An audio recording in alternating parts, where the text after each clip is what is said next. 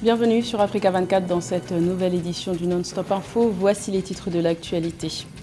Déchue de ses fonctions de députée, l'ancienne présidente de l'Assemblée nationale malgache pourra tout de même participer aux élections législatives du 29 mai prochain. Christine Razanamaso rejoint l'opposition et se présentera en candidate indépendante.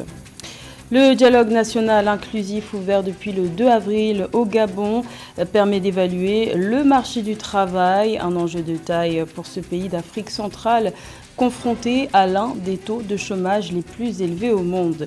Et la Côte d'Ivoire continue de savourer le succès de la Coupe d'Afrique des Nations de football qu'elle a organisée et remportée en début d'année.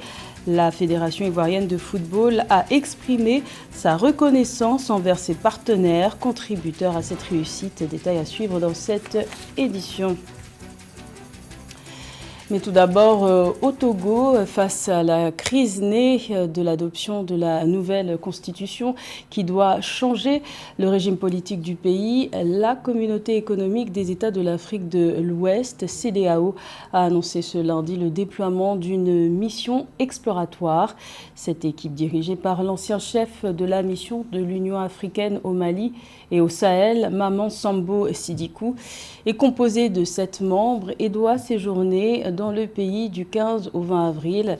Rappelons que cette mission de la CEDEAO est déployée dans un contexte de processus électoral puisque les élections législatives et régionales sont fixées au 29 avril. La campagne électorale est en cours dans un climat politique tendu. Elle pourra se présenter aux élections législatives du 29 mai prochain à Madagascar. L'ancienne présidente de l'Assemblée nationale, Christine Razanamaso, va prendre part à ces scrutins en tant que candidate indépendante, une première pour celle qui a été déchue de ses fonctions de députée le 28 mars dernier, après des propos jugés critiques à l'égard de son propre groupe parlementaire issu de la majorité présidentielle. Les précisions de Nathalie Moho. L'ex-présidente de l'Assemblée nationale de Madagascar, Christine Razanamaso, a vu sa candidature aux élections législatives rétablie. Dans un tableau récapitulatif de traitement des recours relatifs au scrutin, la Commission électorale nationale indépendante a validé le dossier de l'ancienne ministre de la Justice de transition le 11 avril 2024. Christine Razanamaso brigue ainsi un 3e mandat de députée après avoir été élue en 2013 puis réélue en 2019. Et je voudrais tenir à la connaissance de tous mes compatriotes, vous, malgaches, qu'on ne recule pas quand on a une arme incontournable, quand on lutte pour une société alors juste. On aspire à la justice et qui aspire à un véritable état de droit. Ce sera la première fois que Christine Razanamaso va se présenter aux élections en candidate indépendante. Déchue de son poste à la tête de la Chambre basse du Parlement et de son rang de députée du groupe parlementaire IRD, la majorité présidentielle à l'Assemblée nationale, elle s'allie à Andriantiana Rassamimanana, issue du parti Tiako Imadagassikara, dans l'opposition. Je ne l'exclus pas de peut-être créer ma plateforme, mais avec la coalition, justement, des groupes ou des partis qui épousent les mêmes objectifs, la même idéologie que j'ai en mon fort, pour contrebalancer, pour faire le poids contre le régime en place. Les élections législatives sont prévues le 29 mai 2024 à Madagascar. Le gouvernement a fait passer le nombre d'élus de 151 à 163 pour la prochaine législature pour un mandat de 5 ans. À ce vote, 11,4 millions d'électeurs vont désigner 2 députés pour chacun des districts du pays.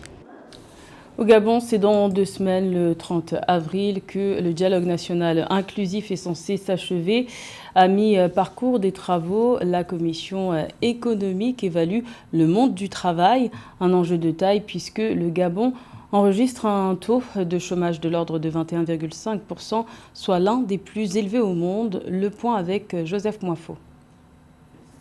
Avec ses 183 membres, la commission économique compte 4 sous-commissions, à savoir l'agriculture et environnement, économie-finance, équipement infrastructure, TP et emploi. Dans la sous-commission emploi, les membres se sont attardés sur les causes de la crise de l'emploi au Gabon et les moyens de promouvoir la culture entrepreneuriale. Selon les experts de cette sous-commission, un plan d'urgence doit être mis en place dans les 5 prochaines années afin de pallier le problème de sous-emploi. L'accent est surtout mis sur la nationalisation de l'emploi, c'est-à-dire que la préférence nationale.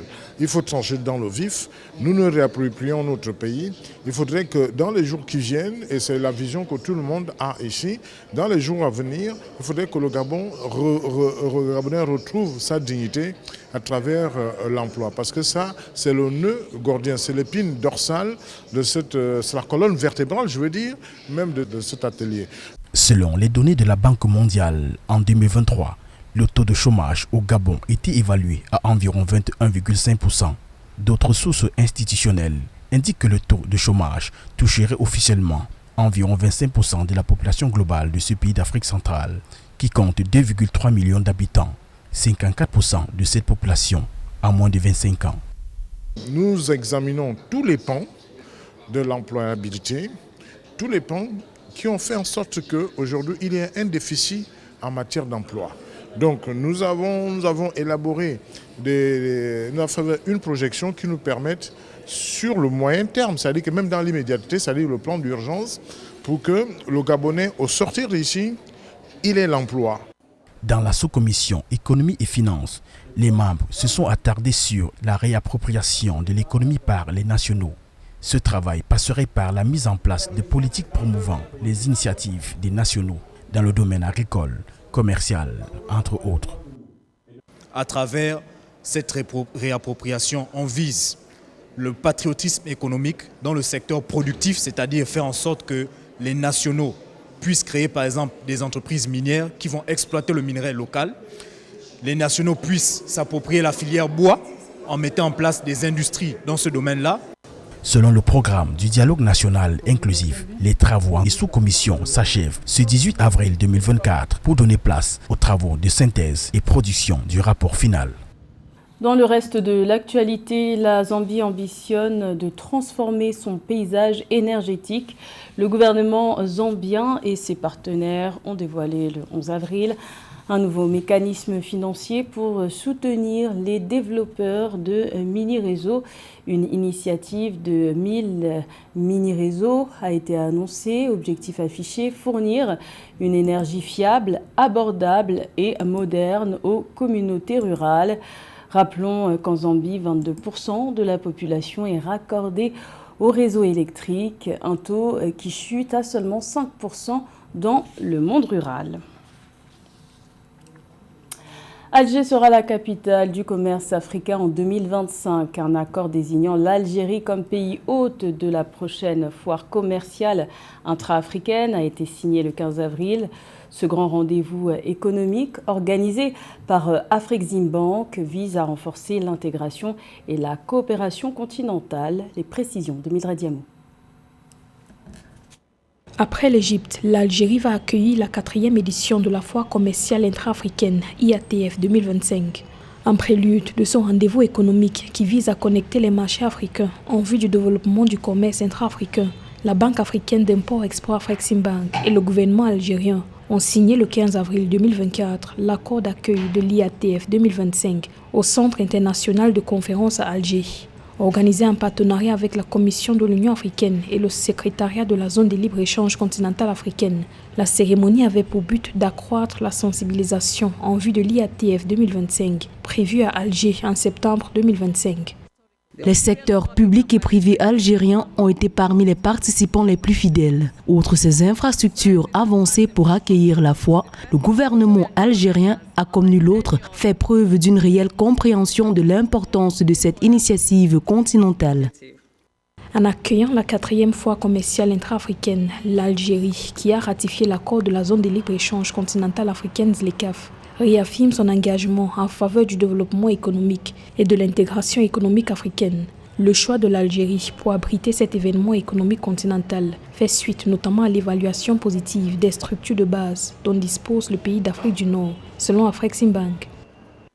La valeur des exportations de l'Algérie vers le continent africain s'élève à 2,7 milliards de dollars, dont 650 millions de dollars d'exportations hors hydrocarbures. L'accueil de l'IATF 2025 s'inscrit dans le cadre de la concrétisation de la stratégie du président de la République, Abdelmadi Tebboune, visant à promouvoir l'intégration africaine et à soutenir la coopération économique entre les pays de notre continent dans le but d'édifier une base économique solide pour réaliser le développement durable et la prospérité des peuples du continent.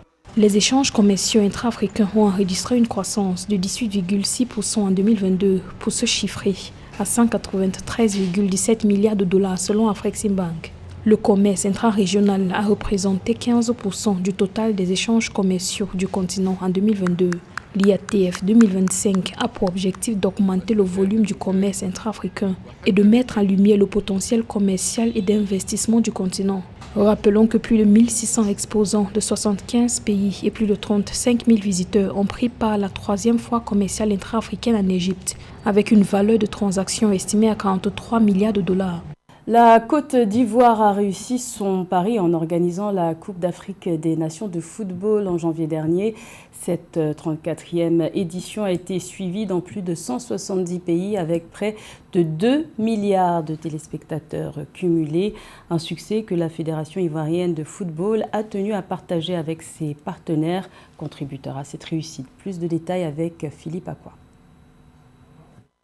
La Fédération ivoirienne de football exprime sa gratitude envers ses partenaires. 2 mois après le sacre des éléphants de Côte d'Ivoire à la 34e édition de la Coupe d'Afrique des Nations de football, Idriss Diallo, président de l'instance fêtière du football ivoirien, a présenté le 15 avril 2024 le trophée à ses partenaires. La LONASI a toujours été présente aux côtés de la fédération. Et c'est cet engagement, cette constance, cette foi, cette résilience qui a permis aujourd'hui à la Côte d'Ivoire de remporter un 3e trophée. Il faut vous applaudir, c'est votre trophée. Depuis plusieurs années, les partenaires de la Fédération ivoirienne de football, comme la LONASI, soutiennent le développement et la promotion du football en Côte d'Ivoire. Ils accompagnent de ce fait les sélections nationales dans les compétitions internationales et financent les activités de certains clubs et centres de formation. Depuis des décennies, la LONASI est aux côtés de la Fédération et des éléphants footballeurs pour la Coupe du Monde et la Coupe d'Afrique des Nations. Pour la CAN 2023, la FIFA et la LONASI ont renforcé leur partenariat à travers une convention de sponsoring plus ambitieuse. Pour la CAN 2023, les deux entités ont renforcé leur partenariat grâce à une convention de sponsoring plus ambitieuse, passant du sponsor officiel à celui de sponsor platinum de la FIFA et des mâts des éléphants sur la période 2023-2026. C'était le journal de la rédaction. Merci de l'avoir suivi. L'information continue sur Africa 24.